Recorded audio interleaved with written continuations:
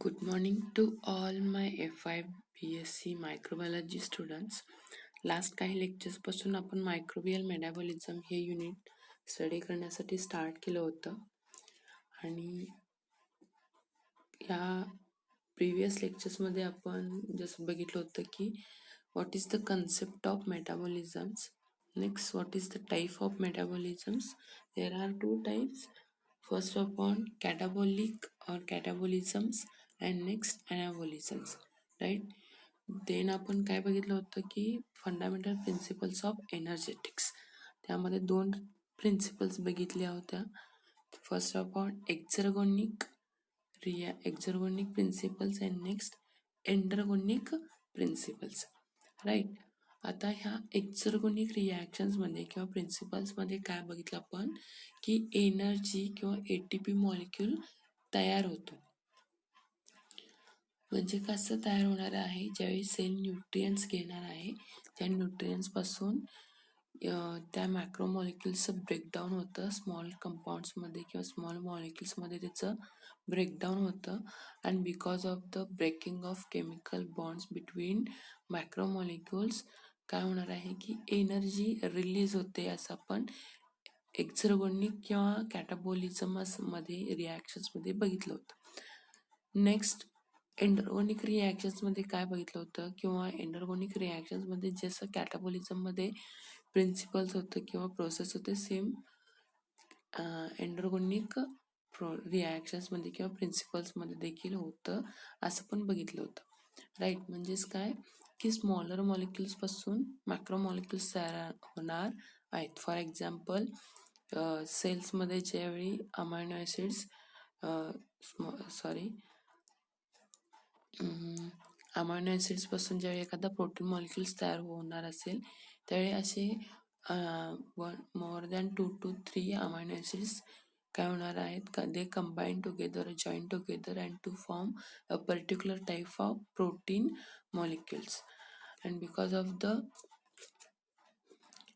chemical bond formation they required energy or they required high energy molecules in the form of ATP, right? So असं आपण बघितलं होतं endergonic रिॲक्शन्समध्ये. जसं protein molecule तयार होतो, carbohydrate molecule तयार होतो, न्यूक्लिक ॲसिड्स मॉलिक्यूल तयार होतो. ओके, तर असे हे मॉलिक्युल्स मॅक्रो मॉलिक्युल्स तयार होतात एंडरगोनिक रिॲक्शन्समध्ये. आणि हे मॅक्रो मॉलिक्युल्स तयार होण्यासाठी एनर्जीची रिक्वायरमेंट असते किंवा एनर्जीची गरज असते एंडरगोनिक प्रिन्सिपल्समध्ये. तर असं पण हे सगळं आपण लास्ट काही लेक्चर्समध्ये बघितलं होतं. या लेक्चर्समध्ये आपण त्याचा नेक्स्ट पॉईंट बघायचा आहे, तो म्हणजे ऑक्सिडेटिव्ह फॉस्फोरायलेशन किंवा हा एनर्जीचा मॉलिक्यूल तयार होतो किंवा एनर्जी सिंथेसिस होते किंवा एनर्जी रिलीज होते. आपण असं हे दोन्ही रिॲक्शन्समध्ये म्हणतो की किंवा सांगितलेलं आहे. तर ही एनर्जी कशी तयार होणार आहे किंवा एनर्जी तयार होण्यासाठी आपण ATP मॉलिक्यूल असं म्हणतो की adenosine triphosphate. It is a energetic molecules or energy molecules असं आपण कंटिन्युअसली म्हणत आलोय. पण हा ATP मॉलिक्यूल कसा तयार होणार आहे किंवा सेलच्या कोणत्या पार्टमध्ये हा ATP मॉलिक्यूल तयार होतो ते आपण या लेक्चर्समध्ये बघायचं आहे. So let's we started our first point is ATP generation by substrate level phosphorylation. Okay, substrate level phosphorylation म्हणजे किंवा ATP मॉलिक्यूल तयार होतो असं पण बघितलं. तर हे ATP मॉलिक्यूल तयार होण्याच्या काही मेथड्स आहेत किंवा पर्टिक्युलर सेल्स एक डिफरंट टाईप्सचा पाथवे फॉलो करते जेणेकरून ATP मॉलिक्युल्स तिच्या सेलमध्ये किंवा तिच्या बॉडीमध्ये किंवा एनर्जीचे मॉलिक्युल्स तयार होतील. इट्स डिपेंड्स ऑन सेल्स की ती सेल कोणत्या टाईपचा पाथवे फॉलो करणार आहे for the production of ATP molecule, right. त्याच्यामध्ये डिफरंट पाथवेज आहेत. एक सबस्ट्रेट लेवल फॉस्फोरायलेशन आहे, ऑक्सिडेटिव्ह फॉस्फोरायलेशन आहे, त्याचबरोबर इलेक्ट्रॉन ट्रान्सपोर्ट चेन आहे. तर हे डिफरंट पाथवे यूज करून ATP मॉलिक्युल्स तयार करण्याचं काम सेलमध्ये केलं जातं. ओके. तर त्यापैकी आपण सबस्ट्रेट लेवल फॉस्फोरायलेशन हा पाथवे या लेक्चर्समध्ये बघूया. तर फर्स्ट आपण ज्यावेळी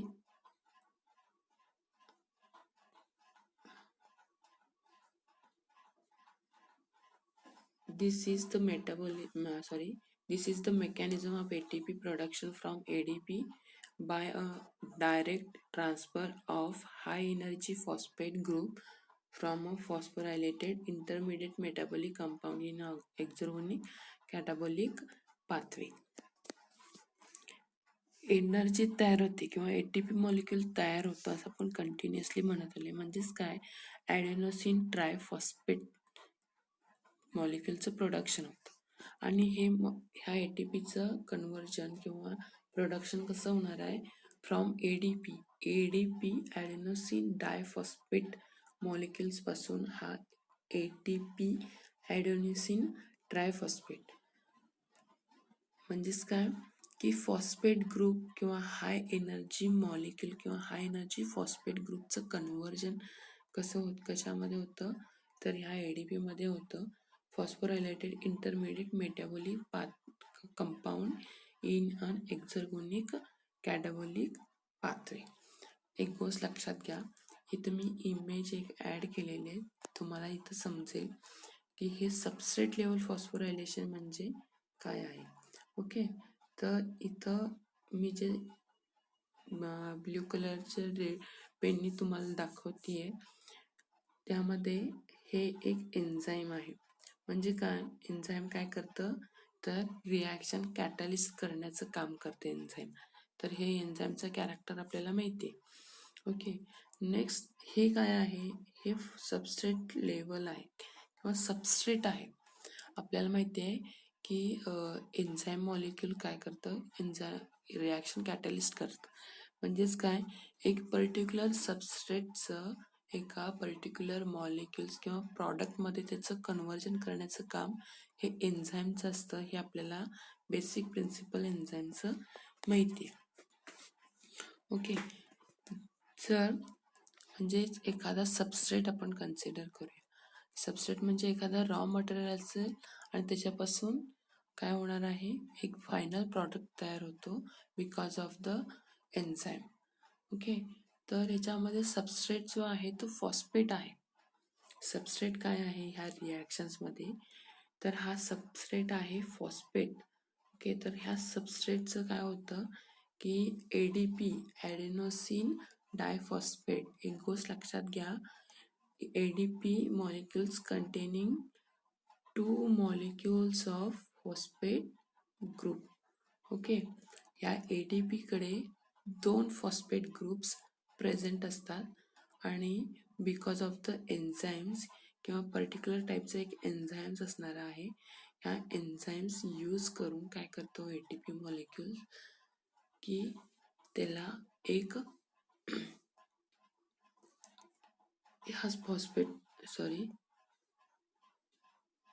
ह्या सबस्ट्रेटमधला एक फॉस्फेट ग्रुप ह्या एडीपीला दिला जातो आणि त्यापासून हा ATP it containing 3 phosphate group.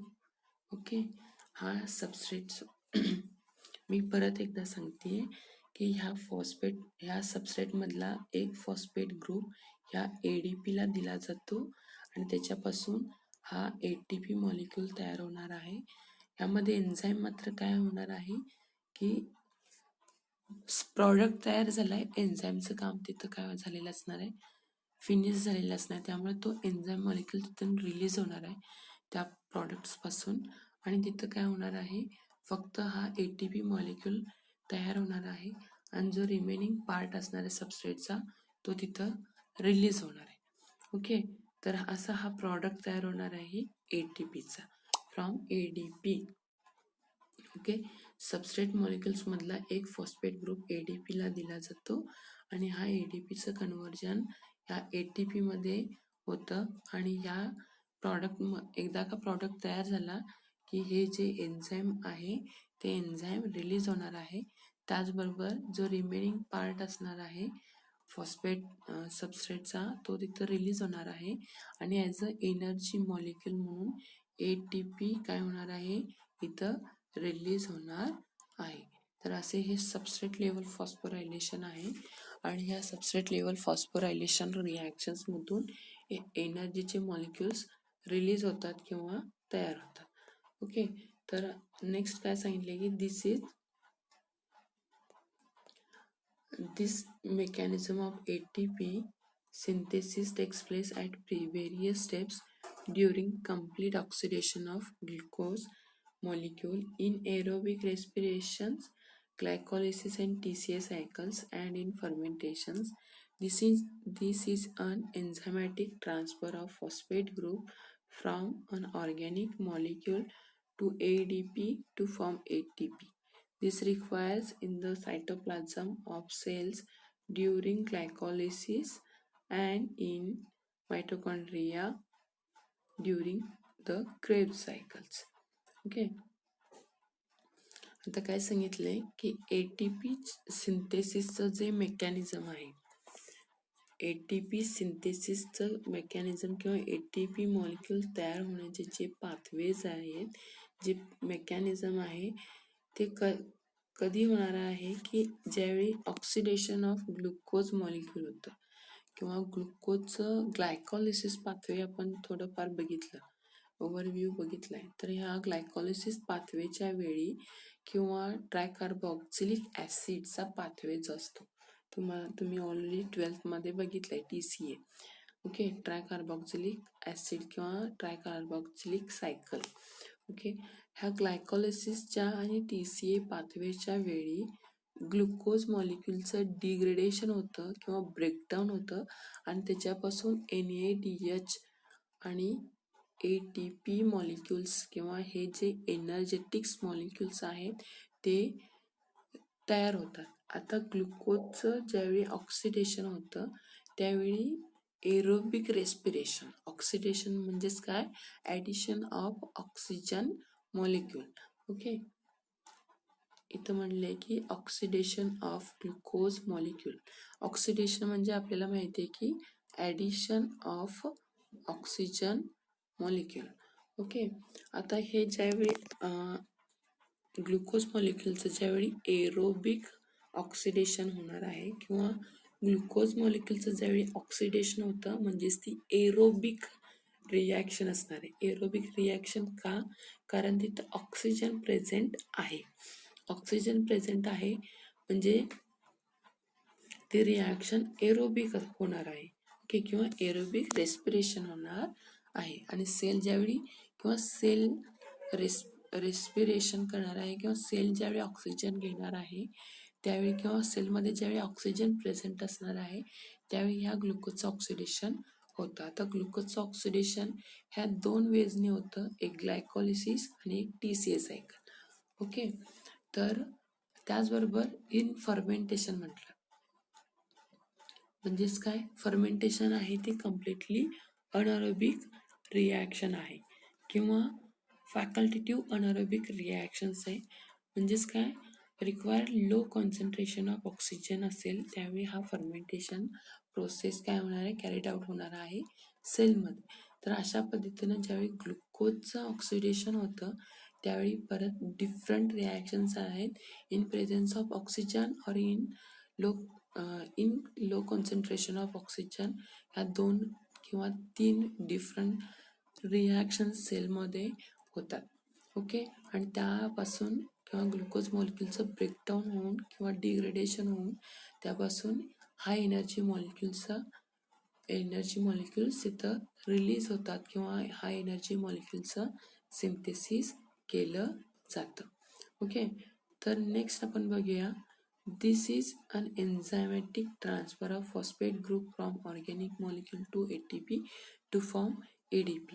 Obviously आपण ह्या रिॲक्शन्समध्ये किंवा ह्या इमेजमध्ये बघितलं आहे की ही जी रिॲक्शन्स होणार आहे त्यामध्ये एन्झाईमचा जो रोल आहे तो फार इम्पॉर्टंट आहे. Or only because of presence of or catalyst of enzymes ही रिॲक्शन्स कम्प्लीट होणार आहे. ओके, त्यामुळे एन्झाईमचा जो रोल असणार आहे ह्या ऑक्सिडेशन ऑफ ग्लुकोज मॉलिक्युल्समध्ये तो फार इम्पॉर्टंट असणार आहे आणि फक्त एन्झाईम्स काय करणार आहे, फॉस्फेट ग्रुपचं ट्रान्सफर प्रॉडक्टमध्ये कन्व्हर्जन होऊन त्याच्यापासून एक नवीन एनर्जी मॉलिक्युलचं सिंथेसिस करण्याचं काम हे एन्झाईमच करणार आहे. तर अशा पद्धतीने आपण हे सबस्ट्रेट लेवल फॉस्फोरायलेशन ही एक रिॲक्शन बघितलेली आहे. ओके, त्याचबरोबर जो ग्लायकॉलिसिस किंवा ग्लुकोजचं ब्रेकडाऊन होतं ड्युरिंग क्रेब्स सायकल्स, तर हे जे आपल्याला माहिती आहे की सेलमध्ये मायटोकॉन्ड्रिया प्रेझेंट असतो आणि ह्या मायटोकॉन्ड्रियामध्ये हे ग्लायकॉलिसिसचं किंवा ग्लुकोजचं डिग्रेडेशन सेलमध्ये केलं जातं. ओके, इथं म्हटलेलं आहे मायटोकॉन्ड्रियामध्ये. ओके, तर हे ग्लुकोजचं डिग्रेडेशन किंवा ग्लुकोज मॉलिक्युलचं ज्यावेळी ऑक्सिडेशन होणार आहे with the help of by using enzymes, त्यावेळी ते सेलच्या मायटोकॉन्ड्रियामध्ये होणार आहे.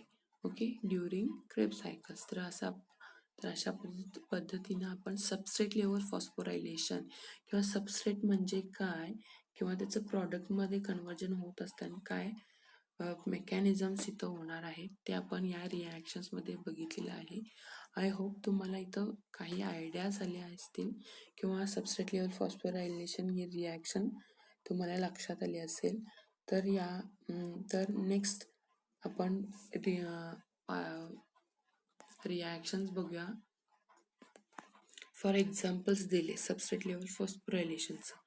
ओके, यामध्ये काय सांगितलंय की ज्यावेळी 3-फॉस्फोग्लिसरेट हे काय आहे, सबस्ट्रेट आहे आणि एन्झाईम्स यूज कोणतं केलेलं आहे, तर हे एन्झाईम आहे ग्लिसरॉल्डिहाइड 3-फॉस्फेट डिहायड्रोजिनेज. फॉस्फेट आहे एन्झाईममध्ये देखील आणि या सबस्ट्रेटमध्ये काय सांगितले की 3-फॉस्फोग्लिसरेट हे सबस्ट्रेट आहे आणि हे एन्झाईम आहे. येलो कलरमध्ये जे दाखवले ते एन्झाईम्स आहे. हे एन्झाईम काय करतं की फॉस्फेट ग्रुप डोनेट करतो. आता हा डोनेट कोणाला करतो की फ्रॉम NADचं कन्व्हर्जन ज्यावेळी NADH मध्ये होणार आहे त्यावेळी काय होतं की फॉस्फेट मॉलिक्यूल इथं दिला जातो. त्याचबरोबर हा NADH आहे, हा देखील एक एनर्जीचा मॉलिक्यूल तयार होणार आहे during three phosphoglycerate molecules to form 1,3-डायफॉस्फोग्लिसरेट.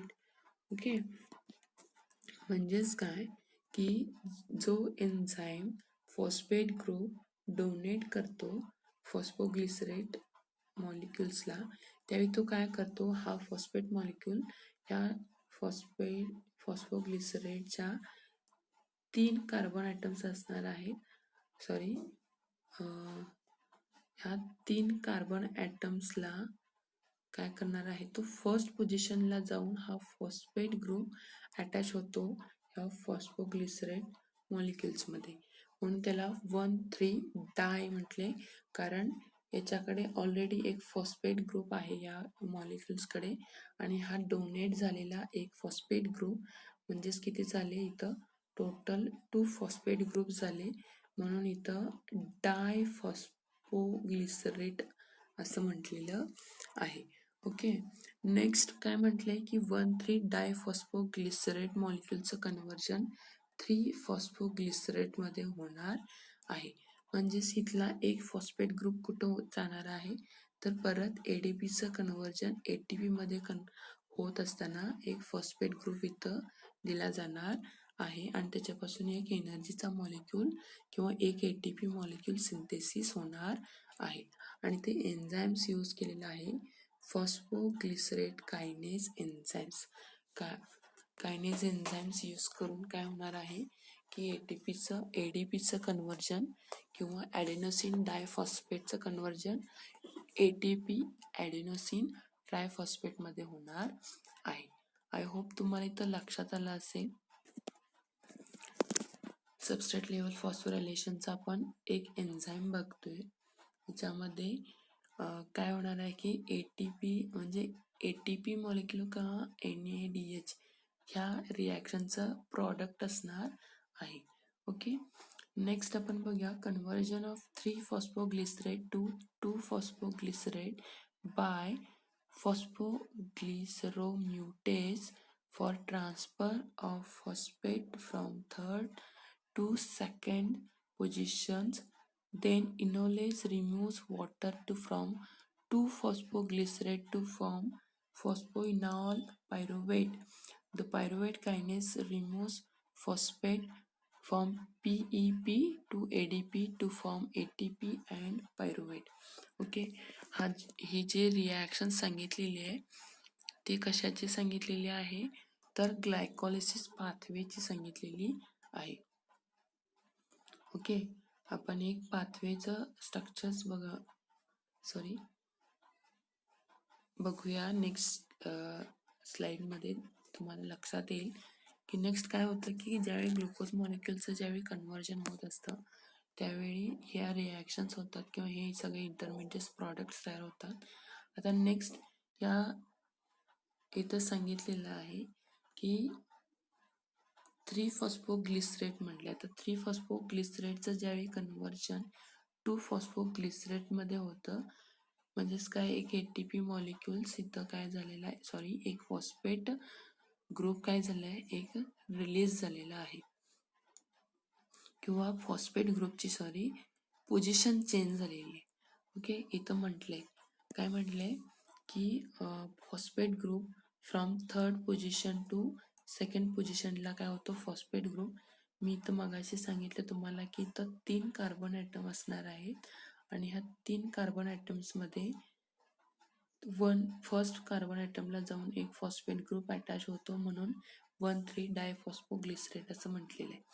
आता हा काय करतो की थर्ड पोझिशनला पण जो कार्बन फॉस्फेट ग्रुप असतो तो फॉस्फेट ग्रुप काय होतो की त्याची फक्त ह्या फॉस्फेट ग्रुपची पोझिशन चेंज होते. तो सेकंड कार्बन ॲटमला जाऊन बाइंड होतो आणि त्याच्यापासून बाइंड होतो म्हणून कंपाऊंडचं किंवा या सबस्ट्रेटचं नाव दिलेलं आहे 2-फॉस्फोग्लिसरेट.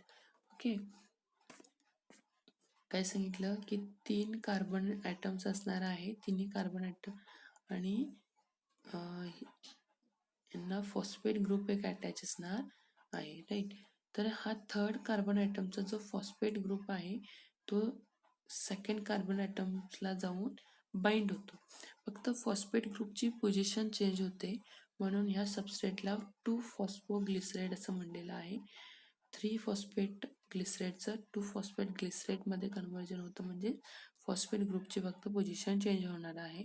आणि इथं काय करतो की इनॉलेज एन्झाईम्स वॉटरचा मॉलिक्यूल इथं रिलीज करतो आणि जे प्रॉडक्ट होणार आहे किंवा जे सबस्ट्रेट इथं राहणार आहे PEP म्हणजेच काय pyruvate इनॉल phosphate. Okay, pyruvate इनॉल phosphate असं सबस्ट्रेट राहणार आहे आणि ATP मॉलिक्यूल काय करतो परत तिथं जाऊन बाइंड होतो ह्या सबस्ट्रेटला आणि त्याच्यापासून एक पायरुवेट मॉलिक्यूल तयार होतो. त्याचबरोबर एक ATP मॉलिक्यूल देखील तयार होणार आहे किंवा सिंथेसिस होणार आहे किंवा एनर्जी रिलीज होणार आहे. तर असं आपण बघितलेलं आहे सबस्ट्रेट लेवल फॉस्फोरायलेशन.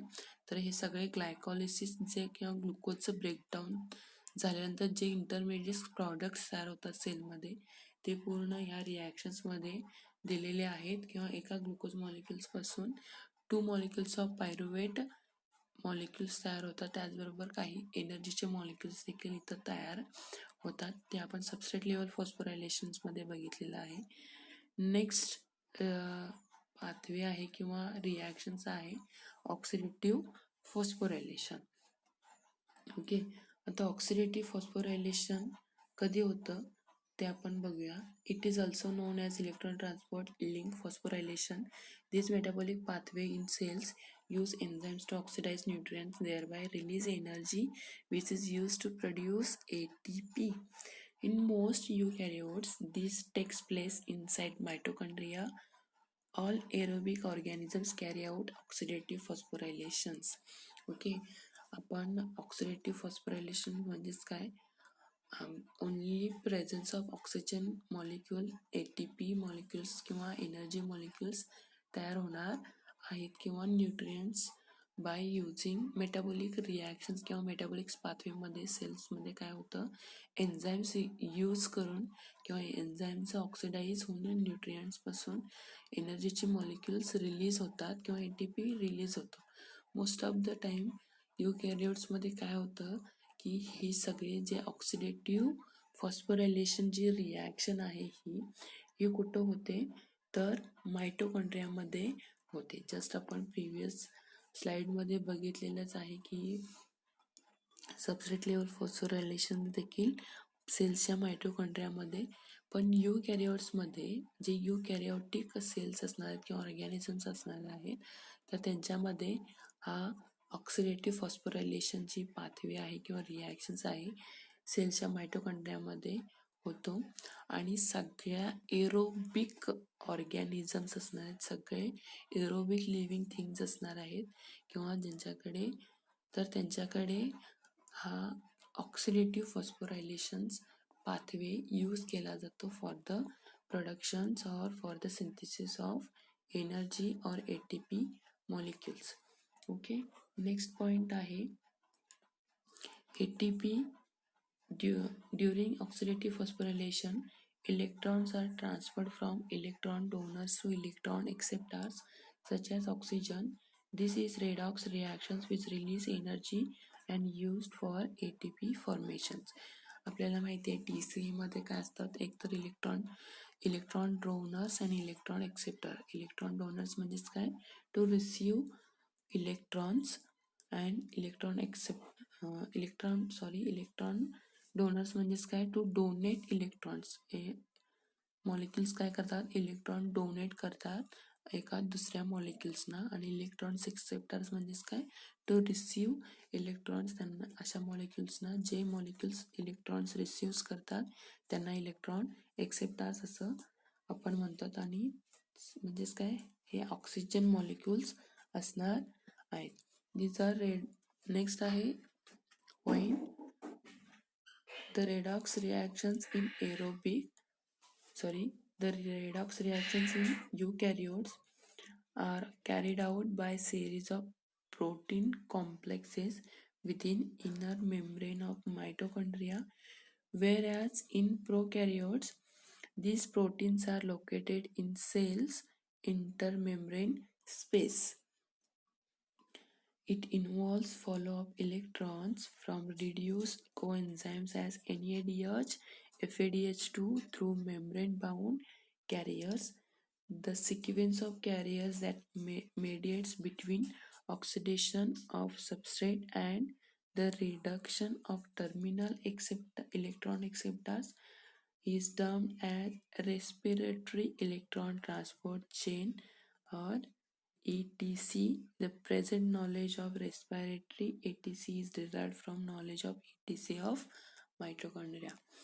एरोबिक ऑर्गॅनिझम्समध्ये ज्या मायटोकॉन्ड्रियामध्ये हे ऑक्सिडेटिव्ह फॉस्फोरायलेशन रिॲक्शन होते असं पण जस्ट बघितलं. तर ह्या रिॲक्शन्समध्ये काय होतं की रेस्पिरेटरी इलेक्ट्रॉन ट्रान्सपोर्ट चेन होत असते आणि यामध्ये इलेक्ट्रॉन डोनेट्स केले जातात किंवा इलेक्ट्रॉन्स एक्सेप्ट केले जातात. ऑक्सिजन मॉलिक्युल्स इथे इम्पॉर्टंट रोल प्ले करणार आहे. ओके, तर आपण एक रिॲक्शन्स किंवा डायग्रामॅटिकली हे बघूयात, म्हणजे तुम्हाला लक्षात येईल. तर नेक्स्ट स्लाइड आहे ही. तर मायटोकॉन्ड्रियामध्ये किंवा हे जे आहे ऑक्सिडेटिव्ह फॉस्फोरायलेशनची पाथवे आहे. तर यामध्ये चार कॉम्प्लेक्स असतात. हे complex first, second, third and fourth. Okay, आणि याच्यामध्ये एक ATPase एन्झाईम असणार आहे. ATPase एन्झाईम असतं, तो काय करतो, एनर्जी मॉलिक्युल्स तयार करण्याचं, फायनल एनर्जी मॉलिक्युल्स तयार करण्याचं काम हे ATP मॉलिक्युल्सचं असणार आहे. तर ह्याच्यामध्ये 4 कॉम्प्लेक्स मॉलिक्युल्स असतात ऑक्सिडेटिव्ह फॉस्फोरायलेशनमध्ये. एक enzyme complex first, second, third and fourth. Okay, तर असे हे कॉम्प्लेक्स फोर असतात आणि याच्यामध्ये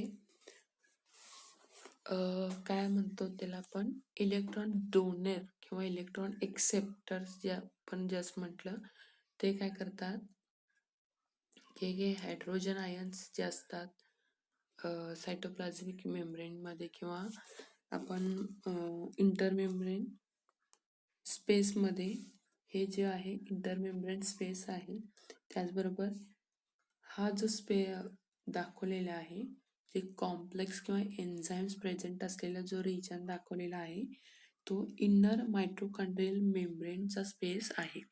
ओके, त्याचबरोबर आणि जे खाली हायड्रोजन आयन किंवा ATP मॉलिक्युल्स तयार होत असं पण बघितलं या पोर्शनमध्ये मी ॲरो करून दाखवलेल्या ॲरोमध्ये स्पेसमध्ये, तो आहे मायटोकॉन्ड्रियल मॅट्रिक्स.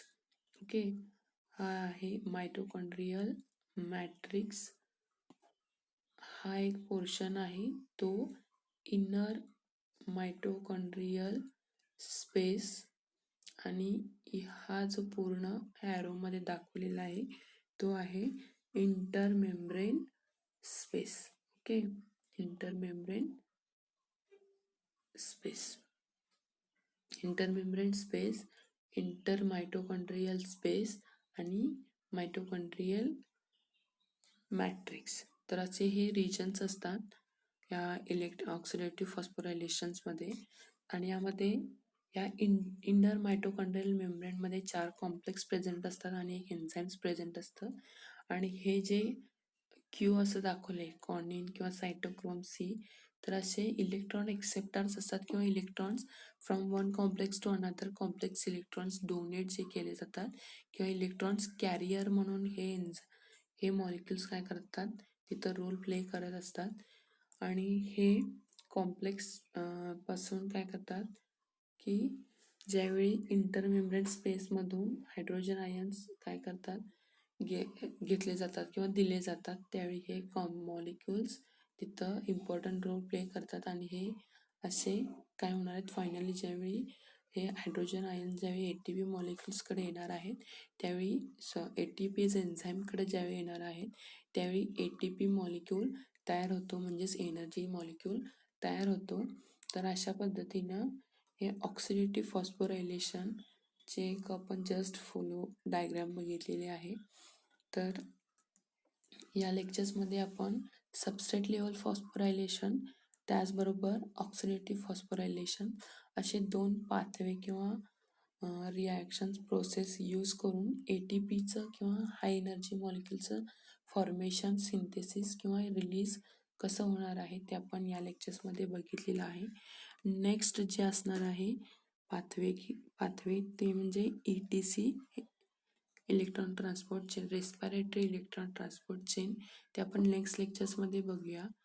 तर आय होप तुम्हाला इथं लक्षात आले असेल बेसिक कन्सेप्ट काय आहे किंवा ATP मॉलिक्युल्स तयार होतो ड्युरिंग कॅटाबोलिक रिॲक्शन्समध्ये किंवा एक्झर्गोनिक रिॲक्शनमध्ये ATP मॉलिक्युलचं सिंथेसिस होतं आपण कंटिन्युअसली बघत आलोय. तर हा ATP मॉलिक्युल कसा तयार होतो तर ह्या 2 पाथवेमध्ये आपण बघितलेलं आहे जस्ट. त्याचबरोबर एक इलेक्ट्रॉन ट्रान्सपोर्ट चेन हा एक पाथवे आहे तो आपल्याला नेक्स्ट लेक्चर्समध्ये बघायचा आहे. तर या लेक्चर्समध्ये आपण काय करूया इथंच थांबूया. नेक्स्ट लेक्चर्समध्ये नेक्स्ट पॉईंट बघूया. थँक्यू.